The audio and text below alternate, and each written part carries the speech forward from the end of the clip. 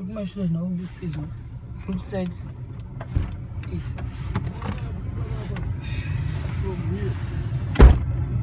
Baba kunozwa kumakomo kunenge wa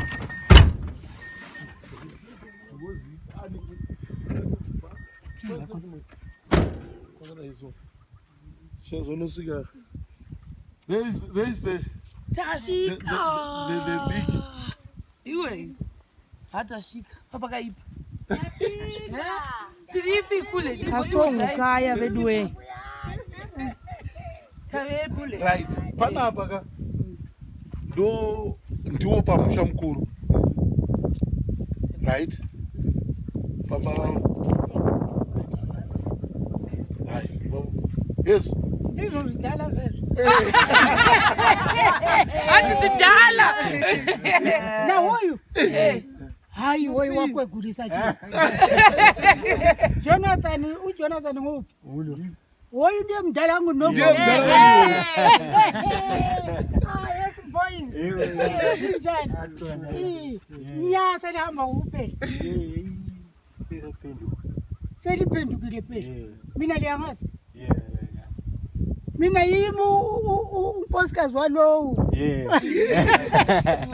Ndina Jonathan. Selihamba noncwadi no. Mina ngithi sulomunye umfazi swangiyala. Right. Alright. Ngitange na kuintroduce the into of that thing. Right. Panapa ndipo pamusha mukuru panapa. Ndipo pa mdala. Joseph Dupute. Anezitare wao. After all zaitika zvese and ndiwo musha wega wakasara panapa. Baba waenda uko. Zvizoda ati simundaranga ndichakuradzai stand yamudhara nestand yababa vangu. Saka kwakangosara mai vava. Ndo vakachengeta the Dupute clan. Vana gogo vari tu. Gogo vakazoenda handizvoenda. Saka ndokubva kwazosara mama. Saka tese taakukotamira gogo avo. Ava no mudzimai wavamudiki wangu waJoseph Dupute. Joseph Dupute pafo wewe hanjo paitanga Edward koti Otilia ari kutamu right vana vagogo avo vana vagogo veveve vasisters ava brothers vaya right baba vangu ndo wanga uri first born pouya tete vari koko pouya murume wavo murume wava vaonda panzwisisa kozoya mamwe wangu wavo kozoya nadhedhi vana kozoya wana dhedhi saka vachiona vana vachiti vatete ndimai vavo because rali mukoma wa Joseph Dupute. His sister. No, not brothers. They are brothers. They are brothers. My brothers, sure. They are. Saka umukadzi muroora kwa Dupute. I was now understand. Saka ndimai. Ndimai ya. Zvanzvisi. Yey, Dupute yake yakakura. Solo chingora bodakaleniza but zvakunzwisika ndimai. Right. Saka zvakata baba vangu namunina wavo. Ndeni vadzimai vavo obviously ndimai. Saka Joseph akapuwa zita remurume wavo. So that's why chingoti murume wangu wakandiramba nefono wari kumukadzi. Right. Asi vanokuziva ipapa vaisana vavo. Vakagara panapa. Vakatongogara papa. uchiri kupaziva here Jozi? Ndabaza panafika apa ndabaza. Baigara papi pacho apa? Yes. Tikakuchitungamira unopaziva? Uko auko wandikuziva. Ngobaigara pamba uchacho. Uchiri kukuziva? Papa nambo. Yeah. Hapana hapa ka. But uko ke? Auko wandikuziva. Auchakuziva? Yes. Saka ndivo inini ndichizouyawo iko zvino ndakuti rega ndichinovakata ningikira ndakasvikira pano ndokuzoisa ndo pandiri kutoti ndaakuita ningikiri wangu musha wangu papa kuona tichiri kuningikira yes aya ndiwo matanga edu emombe aya munengani apa dzaivepo but no madrought aya and all this but iko zvinezvi kumabhabhu 40 40 mombe mabatanza muri yese kwadzeni mega aiwa tiri tu muri tu wow unadzo dziripo saka me iwo mwana we ndiwo vakandowana vana vavo ndisheroni zinarei kati ava meha maichangamira ndivo vakatama kuti ivava kuti hoya vavone ndivo through ivava kazikulo uyu mwana wavo hoya anjimboona ndizovati vamilika all the way from Kokwe kuti vahevawo svika papa nevana vavo kati lina majaha ungapo umna wenu lowana unkazana lwana wayendele eGokwe olomntwana okuthiwa nguSebastian matita tu ndina foni ndina number dzidze vakanzosvika kuThekwani lo munye umdala kwakuthiwa ngulidombo lakho kwakuthiwa nguTitus Nhlabathi bena Sebastian yena lo dade wenu unoyintokozo Dupute ilokuzeni i-address yakhe ngila eMathetha matita tu hanziko mateta 2 right vane vakomana vane hanzvadzi yavo yakaroorwa iri kumateta 2 Kokwe vakambosvika kuna mai handizve nomwe mudhara ndofunga hanzi Titus Nhlabathi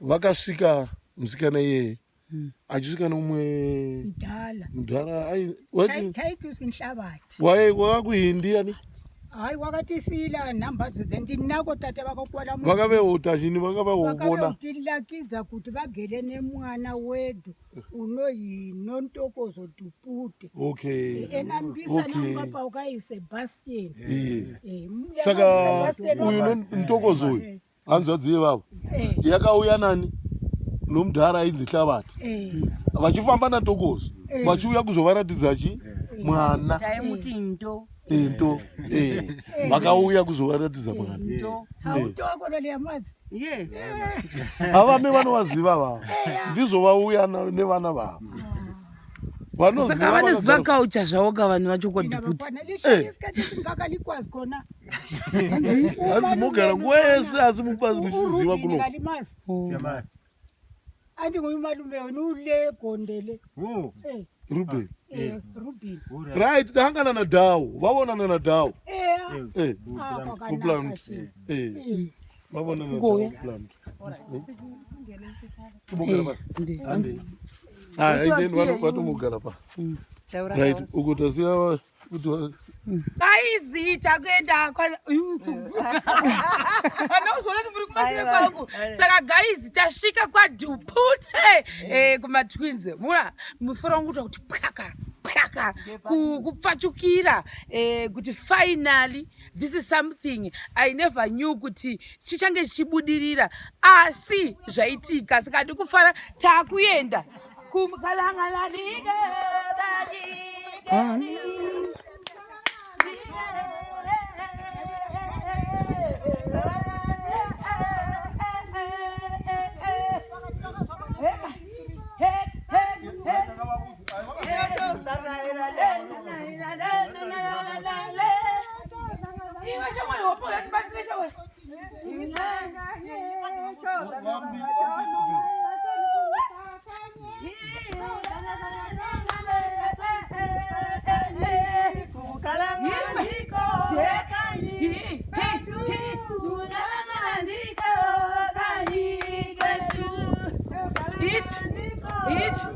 Hit.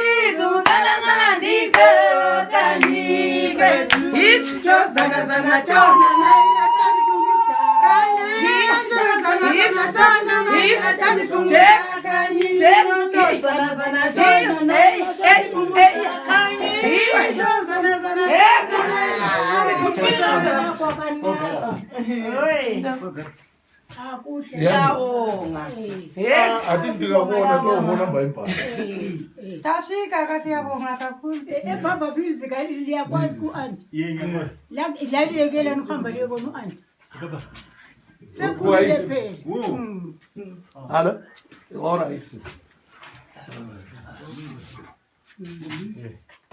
Nangani umsingo lapha. Right. Awo ndiwo tete awo wali baba Philza. Oh, right. Uyu mdara ndiye Joseph. Achokwadi. Anoonekwa akafana. Achokwadi. Toraipisa naye. Yes. Dupute. Yes. Abantu. Kathatha abafazi Andiye angari musician. Azamsati marora. Mina ndilizabuya labo malikozana phela. Losaka wauya vacharora. Amen. Ndibo beziba. Muri seko mbuya. Hayi siphilile sibili. Makadiye yigogo. Hayi siphilile. Mina ngihlala ngedwa nabafana likhona. Asijua ndugara ndega muripo. Mali mama. Hayi sikhona abantu abami. Hayi njani. Hayi sikhona. Isindebele liyasazi sibili. Ya. Kala ngeke mochizi baba ukuthi lebeleka. Ndansi ngalaba zibandangana nabo. Ako kama moyo mabona rally. Rally yabo. Manje usisi wenu lo. Yeah. Mila bantwana bangakho usisi wenu. Sebengu-4. Wabuya khonapho elo Titus wahlala azange bese esabuya futhi. Wabuya ngiseThekwani esikole uba besaphila. Alright. Mama is a retired teacher. Aba. Abantu teacher. Ndo wangari headmaster. The popular one. The popular one. Ukutekwani. Yes. Wangari teacher kuti. Utekwani para. Mrs. For 44 years. 44 years. Mrs. Dupute. Teacher sama grade 9. Up to grade 7. Grade 1 up to grade 7. Vachisaipo patekwani futi baba. Vakadzisa zvikoro zvakawanda muno. Vakadzisa pano pagwambe. Vakamudzisa Chihanga. Vanenge vanodziva teacher Dupute. Vari popular ka? Painternet ka? Yes, even because Tekwani, you know Tekwani. Ndiyo yaitora yanga iri cream of the country. Mazwaya. And ndiwo wanga vari head.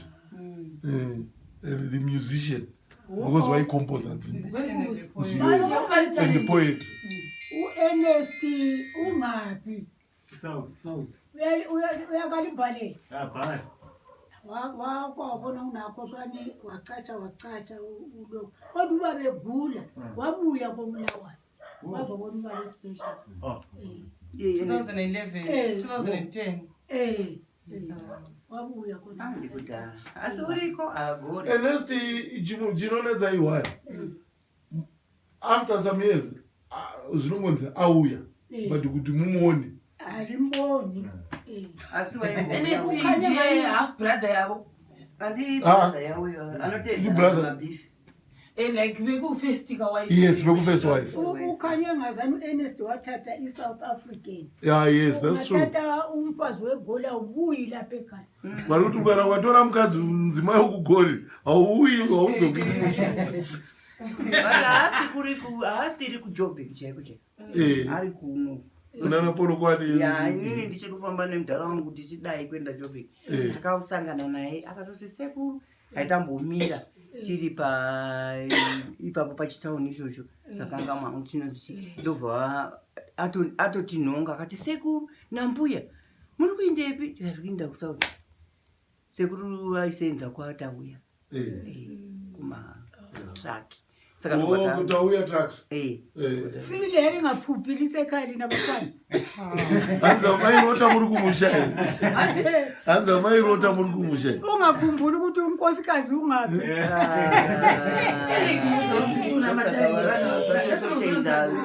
Sishero nivakatungamirawo takazonzwa chiti tatoona yamazana madhupute tikati shuwa here dziriko here dziriko zvakatonaka tozomutenda musikana.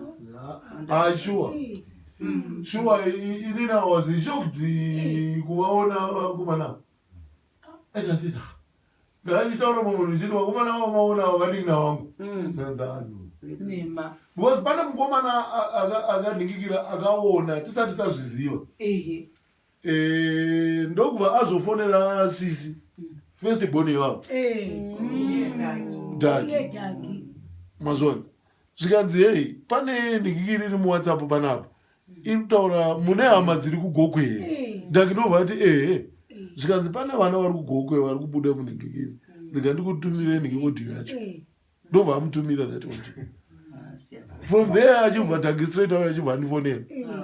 Ndokuzofonera imimi manje. Yes. Because vamwe vanhu taingonyarara toti ndezvavo izvo. But Joseph na Jonathan vadzoka kumusha. Vadzoka tambanudza imaoko ivo vadzoka. Ivo vadzoka kumusha. Ivo vadzoka tambanudza imaoko ivo vadzoka. Ivo vadzoka kumusha. Vadzoka tambanudza imaoko. you know kuti baba wevava namudhara. I remember mudhara 1974. 75 musoko Harare kusozweni. 75. Because Farira Sminoff. Yes, IT kana no, inonotsaga Sminoff. My young brother is coming because Farira Chirungu is there. My young brother is coming, and so buy the Sminoff.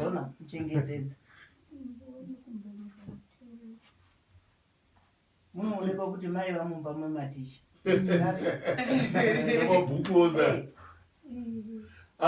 This old man aifamba asina kutakura bhuku.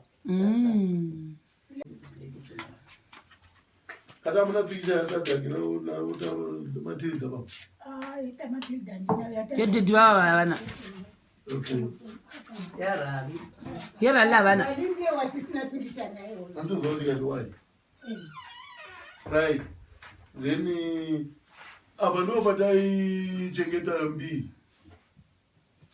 Right. Mbi anga kwa amiga. Sasa baba sana. Taichengeta muzukuru yeye musha wake ndio ulipasera. Saka sasa akangoitika vakashaya mudzimai vakati vashaya. That was that. Muye ke lunkazana owathola ndiye akawana tswapu ya komana. WhatsApp.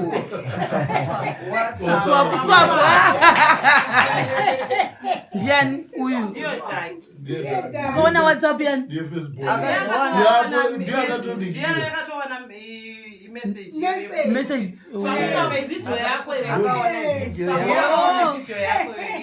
Anonzi anu. Yesu. Ndiye mama chilewere kuti akapoa zere chikomana. Olympias. Dagi. Thank you askana. Skandi akazodi. Akapinda pa TV yako. Pa Shima TV. Akaona akati naye mboza akatumirwa audio nomwe mukomana akadzidzwa namudhara. Right. Because ndaona vakomana vanonzi Dupute. Then the Dupute I know. It's my former teacher.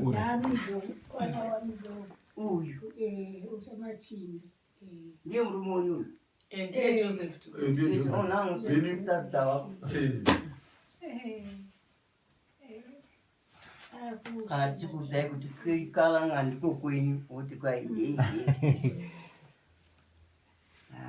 kati ndali makudhingi ndingangakobulawa la kuna kanonani vachakuziva Ko we said anende bvize white ndienu. ndiye Joseph. Ha vakafanana.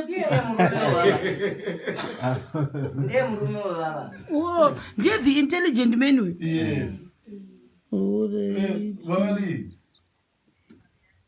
Munjani. Tasvika kanyi.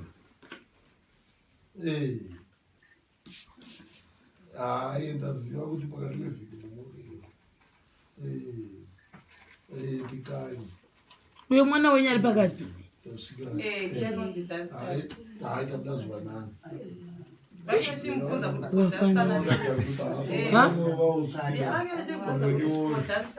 Oh, ndiye angachibvunzwa nauyo. So nomuziva. Basi vakafanana naye. Vanomhilila.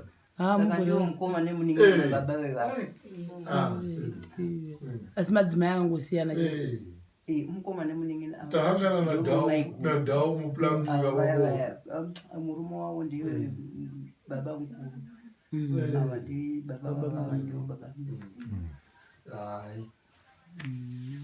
manje lezalelwa hayi vanotowadumizira mwenu because vanechaka kuti vavone asi makazvarigwa uko muchakuona vakazvarigwa kunoko vange vabuya vazohlala khona kubaba besefile vakatiza wakuimabhibhu yokuyebva kugoni bekotiza hatichi hanzi vakanzwa kuti mabhifi auya kubva kusaka nezvinozipa otiha yakasvika sei kwavari Anditi kwanyorwa matsamba. Saka akavanyorera aziya kuti hana kunyengerwa nemunhu iye akati dzokai. Asi akavanyengera. vaibva kunocherera mvura